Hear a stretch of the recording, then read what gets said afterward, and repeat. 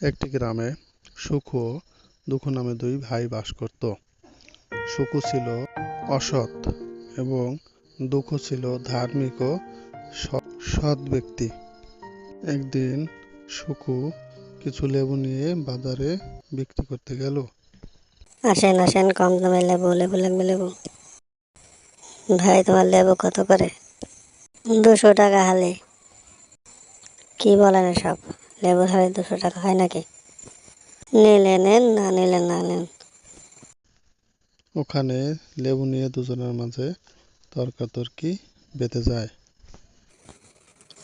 আমি তোমাকে দেখে নেব, যত সব বুজরুকি।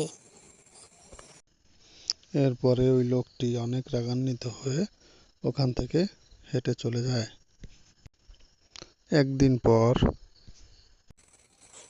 কি ভাই, তোমার লেবুর হালি কত করে দিলে? 200 টাকা করে। নেন। ও, তাহলে তুমি সেই লোক যার কথা শুনেছিলাম। দাঁড়া, তোমাকে দেখাচ্ছি।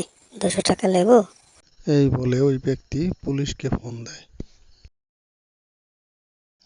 কি হয়েছে এখানে? তুই নাকি লেবু 200 টাকা করে বেচছিস? কি করবো স্যার, লেবু তো পাওয়া যায় না, তাই তো দাম বেশি। লেবু পাওয়া যায় না? না, পাওয়াচ্ছি তোকে লেবু। এরপরে পুলিশ রেগে গিয়ে সুকুকে মারধর শুরু করলেন।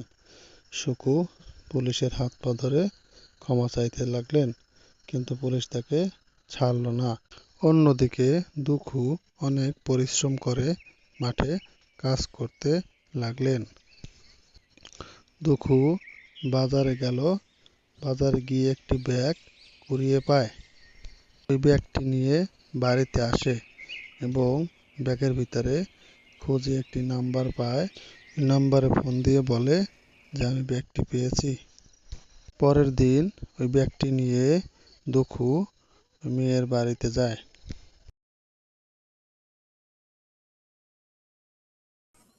তুমি এসেছো ব্যাগটি নিয়ে?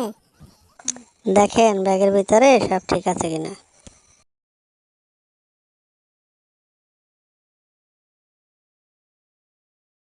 দেখতে হবে না, আমি বুঝেছি যে তুমি সৎ, তাই তো ব্যাগটি আমাকে ফেরত দিতে আসলে। দুখুর সততা দেখে মেয়েটি মুগ্ধ হয়। তাই মেয়েটি দুখুকে বিবাহ করে, একটি নতুন বাড়ি তৈরি করে সেখানে দুজন সুখে শান্তিতে বসবাস করতে থাকে। এভাবেই দুখু সততার পুরস্কার পায়।